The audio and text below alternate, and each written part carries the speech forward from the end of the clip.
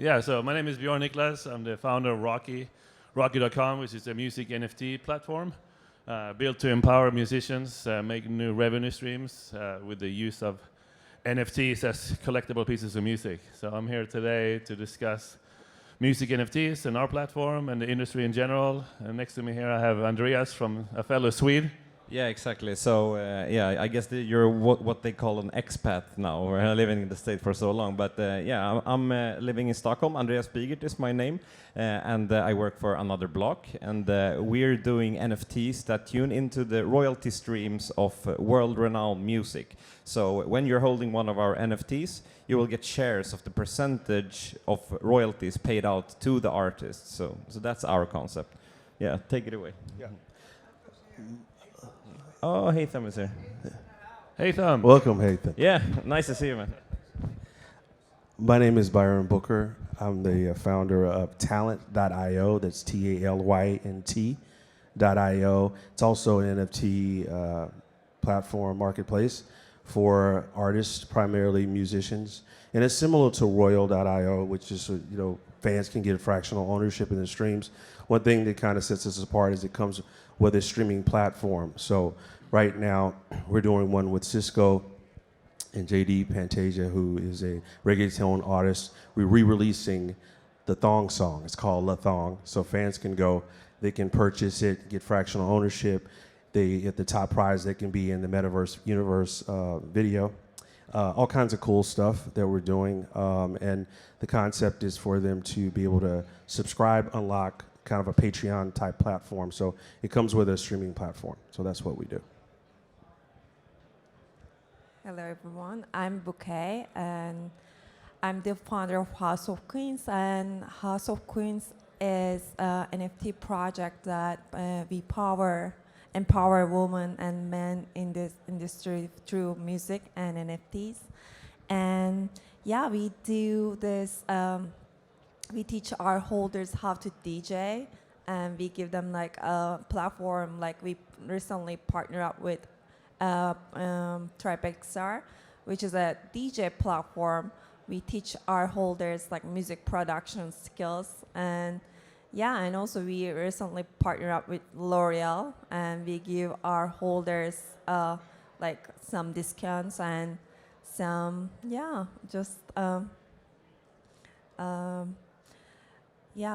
that's. Hello, everyone. My name is Haitham. I'm one of the founders of Stems DAO. I don't know if people here have heard of it. We actually started, We actually started this project at NFT.NYC in November, so this is full circle for us. Basically, me and two of my co-founders, we used to make music together. We're all engineers by trade, and music NFTs gave us this opportunity to bridge the two worlds, technology and music. And what we decided to do is, instead of just letting people drop songs as NFTs, we let them drop the stems, samples, and one-shots of the songs as NFTs. And then we encourage other people to make music using those stems and samples. And so the songs that are made are also NFTs. And then you can basically trace back who was involved in creating what and pay people appropriately and give appropriate credits and so on and so forth. And then this week we're also celebrating, we're introducing ourselves to the world for the first time. We're calling it STEM Fest. So check us out. We have parties the whole week. And then we're renting out a coffee shop on Thursday and Friday where people are talking about Web3 music and music NFTs. We'd love to see you guys there. What coffee shop? It's in the Lower East Side. If you just look at Stems DAO on Twitter or Instagram and you'll find it. Thanks for asking. So I think we all kind of decided to have just a little bit of a chat, about the music industry in general. It's cool to see such big presence of music NFTs and the discussion around that here at NFT conference. Just a couple of years ago, nobody really knew what music NFTs were or even royalty NFTs. And today we have so many cool companies building such cool products. But I think what's extra cool is we're all trying to build products to empower musicians, right? To empower musicians, make more money, get better fan engagements, et cetera, et cetera. So it's really cool, and it's a big honor to be here with such cool companies, even out, throughout the day. that are pushing the boundaries, trying to build better products, better technology that help empower musicians. That's kind of been my mission for several years. This is my third music tech startup in this field, which is always trying to focus on helping the little guy get a seat at the table and you know, getting better opportunities and more revenue stream. So with that being said, do you guys have anything to add? I mean, I think we all kind of agree the music industry is broken for most, even though, you know, 1% of musicians on Spotify makes 90% of the revenue, which is really great if you're Beyonce, you're Taylor Swift, but if you're Bjorn Niclas with very few fans, it's not so great. So what's cool is if we can introduce new way of musicians to whether they are selling songs as collectible, which we do on Rocky. You know, Andreas can issue a song and let's say, hey, there's only going to be 10 copies of this song available for my fans, and each copy is going to be $20, right? That's actually real money. That's real money in his pocket that probably would take years to collect from Spotify if it's just in the independent category. So it's really cool to see these things working, and I know you guys are working a lot on the royalty side. How do you really see that tying into the existing model? Is there issues with publishers and royalty rights association that wanted a piece of the pie? How do you guys plan to deal with those guys? Yeah, so I mean, there are several different ways of doing it, but what we found most interesting is working together with the DSPs to distribute the actual royalties that you're getting from streaming. So we're focusing on those rights, the streaming rights especially, because when you're working together with publishers and so on, it gets a lot more complicated and it's harder to scale. So we're focusing mostly on that because that makes sense, and it's also very easy to grasp, and it also builds some kind of, you know, feeling that you're part of the artist's success as well, like when you're actually getting percentages of their payouts to your wallet. So it's like for the super fans to feel engaged and to be able to back their favorite music. So that's the sentiment we're building the company on, and always trying to show other projects as well to give value to the community in whole. So it's like that's what we love about Web3, to be able to be inclusive and show other projects to our fans as well. And that's why it's nice to be in this panel with the similar companies with a different kind of angle to it. So. Yeah, so tell me more about how you're doing it. And you mentioned how you differentiated yourself from Royal as well. Would you? Yeah, well, we included a streaming platform. So I think what you're finding now, and just in the NFT space, is that the consumer market really wants utility, because just holding, you know, a collectible, it could be very volatile. A lot of it is tethered to crypto. But when you have something with utility, like what we're talking about, where there's a song that streams and pays some type of reward back or royalty back, you know, now we're getting to something that is a lot more sustainable for the Web3 space, to validate it, you know, to the consumer that this is a stable, you know, kind of, you know, model that we're moving forward. So how we do it as it relates to streams is similar, and Royal's doing the same thing, just collecting from dealing with the DSPs. And that's pretty easy enough to collect those royalties. We also have our own streaming platform that allows the NFT to include a subscription to that influencer or that artist. So with that, we also pay out on that subscription on our own platform that we have. So we collect from the DSPs, but we have our own as well. Okay, so is that kind of like Patreon then, or? Yeah, it's set up like Patreon, so you can turn on subscriptions, you can collect through ad revenue, you can do a pay-per-view event. All of it's built out, and so you log into the separate kind of the streaming platform with your MetaMask wallet, and it connects, you know, you as a subscriber. So it comes with utility. So the idea for the artist is you build better fan engagement. And so what we've seen with Royal and Yellow Heart and a lot of the kind of pioneers in the marketplace is that they kind of do a sale and it's great and it's awesome, but there's not a lot of follow-up, you know, that evening, the next day. And so with the kind of Patreon, OnlyFans kind of model that's going with creators, that's kind of what we connected it to. So it's like looking at existing Web 2 models that's working, how people are consuming content, and kind of bridging that gap. That's how we've been focused on it. And as it relates to kind of the rights management, we have another back-end partner called Beezy. They're a very innovative company. They have this thing that they call forged where they actually keep contracts, they keep rights, they keep publishing deals, licensing deals, kind of a repository of kind of like what's happening with that asset, that song. And so it's kind of kept there, and it's also a way to pay out.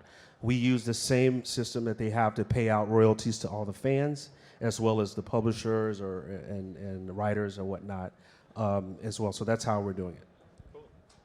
And I think Bouquet, you guys focus a lot on education as well on your end. Can you tell us a little bit about that? Yes, we are focusing on education in NFTs. Like as I mentioned before, our goal is empower musicians in the industry, and so we teach our holders how to DJ. But besides that, if you want to learn from the actual resident DJs, you can book like classes, and you can go in there and in VR headset, you just put on the headset, and there's like over 100 resident DJs. You can start a DJing with, which is like a very like well-known DJs from in the music industry. So, yeah.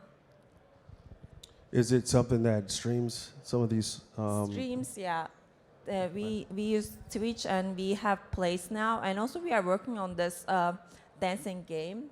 And if you're a DJ, and sometimes it's just like when we started first, it was just like DJing, but the people were hanging out. So now it's just like we are working on the game that people can dance.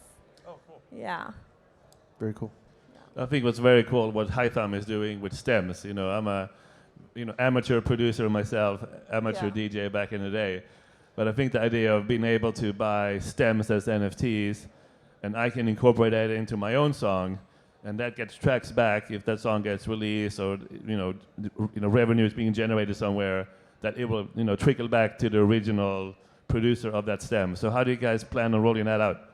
Yeah, so that's exactly the idea, is to allow people to kind of collaborate without having to be together in the studio or go through a middleman. And then just to go back to your original question on royalties and kind of shifting the system. So I don't know if people here know how much money is generated by music per year, but just so you have a ballpark. So Apple makes $200 billion a year. All of the music industry makes $35 billion a year. If you compare that to how much people listen to music, how much happiness music brings to people, I think we believe there's an opportunity here that's beyond just taking Web 2 models and making them more transparent, which is, I think, very important. We should do that. But I think we can also make the whole process more efficient and have music generate more value in general. And so, like, one of the ways we're thinking about this is the notion of an artist versus just a regular human that likes to sing or likes to make music for fun, or maybe is dreaming of making music. And so one of the side effects of what we've been doing is that we have these bigger artists releasing their stems in our Discord, and then anyone around the world gets an opportunity to have a feature with these bigger artists, and kind of bridge that gap between I just make music for fun on the side, or a DJ for fun, and I actually have an account on Spotify, I have an account on Audius, I have an account on SoundCloud. And so that's been very special to see, and I think it is also along a more general trend that Web3 is facilitating, where the society is less consumption-driven and more, the consumer is also a creator. And so like we're really centering the entire platform on this. It's a platform made to listen to music, to make music, and then you collect, like, let's say one of the remixes did very well. Instead of running ads on that song, someone will want to buy the NFT because they want to have the clout associated with that collectible. What's cool about that might also minimize, bootleg remixes that you're making without permission. I remember back in the day, SoundCloud was just full of illegal bootleg remixes. Anyone can remix anyone and put it up there, which is of course not, allowed. So this could be a way to counter that as well. Totally. Whenever we release something, we always get. So we get remixes, and then people want to release their stuff right away. And because there's this protocol that we're putting in place, they agree to not, because if they wait, the original artist may approve their remix, and now they're on their Spotify page, you know, and that brings like legitimacy to it. But yeah, there's notoriously the Yandhi album by Kanye West has like hundreds of tracks on YouTube with a lot of views. It's not only that those are like kind of illegal, it's also some of those are really good, and they don't bring any value to the original artist or to the remixer, whereas they really could. So yeah, it's definitely. Also like more generally, I think, and maybe you guys can weigh on this. We're building a platform that is ours, like the STEMS platform, but we're also trying to build a protocol that is unopinionated, that people can interact with via the blockchain without interacting with our platform at all, setting the revenues the way they want without giving us any money, to encourage that creativity, like regardless of us. I'd be curious if you guys are doing anything that's like, you know, in the spirit of Web3. Yeah. You're doing your companies, your projects, but is there anything you're doing that's more like something that you throw into the world and it just becomes a thing of its own? Yeah, actually what got me into blockchain is I started the Recording Artist Guild in 2009. And the concept was I had to deal with Universal. Napster happened, disrupted the industry. Apple came and organized it with iTunes, and we thought that was going to be the way we make money, downloads. And then streaming came, and now here there's NFTs. So it just kind of really looking at the new models. RAG was my motivation to get into blockchain. And so now we have a DAO, over 25,000 artists. And the first kind of use case we're doing with the DAO is allowing the artists to vote on the awards, because that's something that artists like to rally around, right? Instead of a committee voting on who's the best rapper, all of the talent that's part of the DAO, they vote, and it's completely their decision, independent of us, and it allows them to have a voice. So there's no Kanye moment when he gets on stage. How did she win? No, everyone voted here for that person, and that's kind of my contribution to that. No, I think that makes a lot of sense. Like the Grammys, but instead of it being like a board of old people that are irrelevant, it's actually the musicians that vote. How do you implement the governance?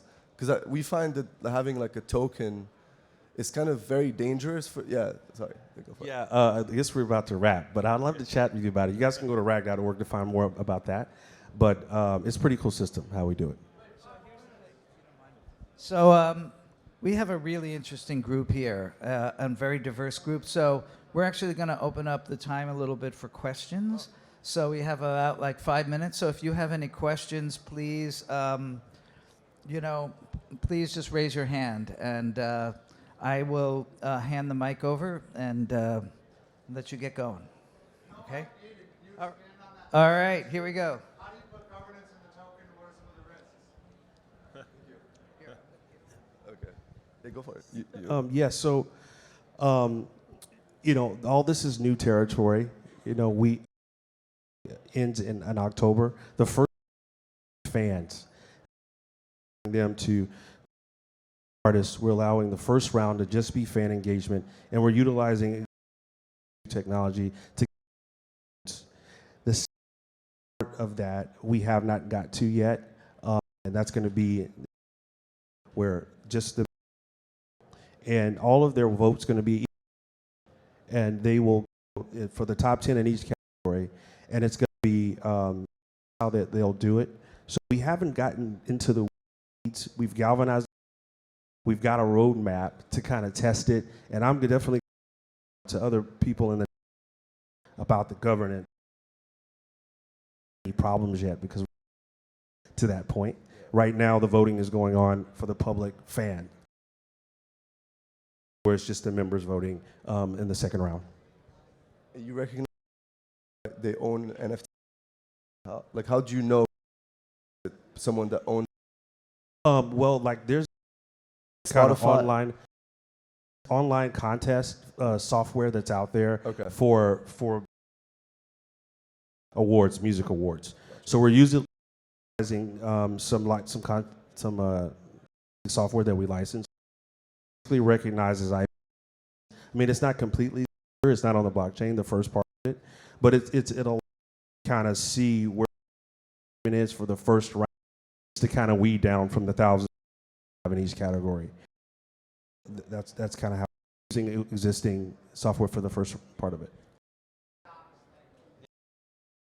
And for I think, especially dealing with the recording community, a lot of them are not up on the blockchain NFT space. As far as the indies, a lot of the majors, they have a lot of people around them that are sharp, savvy. They go to these conferences, but your average indie artist is still really in the dark. They're not using MetaMask, so you got to communicate with them with a lot of the existing kind of platforms and like technology that's out there, and that's kind of how we're doing it. And we're just slowly just kind of educating them. We're giving them incentives to participate in the space. We have a token. And we kind of reward them for that engagement. But in terms of the governance of how we weight the voting part of it, it's going to be equal, kind of like what SAG does, old school SAG. And we're following that model. Any other questions? Or I guess anyone can feel free to come chat with us afterwards as well. No questions? No questions? How many musicians we got in the audience? By a show of hands. Okay, cool. Has anybody released an NFT yet? Is the song? Great. A few, yeah. Yeah. So, did you get a chance? I'd like to know if we could have a mic in the audience, how you kind of engage with your fans after the initial sale. Is there a way that you kind of reach out to them, talk to those fans? Anyone that? Is there a mic that we can get to in the audience now? Well, maybe you can set it. Yeah, just.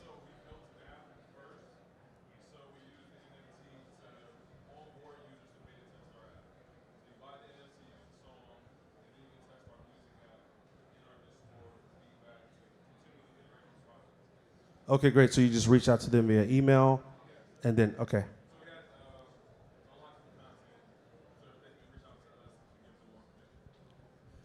Yeah. Any way you guys kind of reach out to fans after an initial NFT kind of sale? So we aren't launched yet. We will launch after the summer. So I mean, we're still planning how that will go and yeah, exactly how we will do it. But we're also figuring that we should have a DAO as well, where people can actually request songs that they want released as NFTs, because it's all about the community in the end. And we want people to be able to just state like, okay, so this is my favorite artist. Vote for it, and within the community. It could be like polls and raffles and stuff like that. So that's what we're working on right now, because yeah, we want to tune in and see what people want to buy, because that's what it is all about in the end, like music as a collectible after all. So that's the purpose of us being here. Yeah. We don't have a DAO, but we actually just try to work very close with the artists. We have an artist team to try to help educate them on how do you actually promote it, how do you try to keep it building value by working closely with your fans, create little communities, sub-communities on Discord. Obviously, we all are in the space here. We love NFTs, what they can do, but most, mainstream music fans have no idea what it is and why they should buy it or what they should do with it afterwards. So I think if you can work very closely with those artists and help educate them and always kind of, being in their corner to help them educate their fans, help them build their own communities, that's how I think it can kind of maintain and build value. Exactly. Awesome. Well, thank you for giving us some extra time. Any more questions? No? All right. All right. Thanks so much. Keep rocking, y'all. Keep rocking. Thank you, everyone.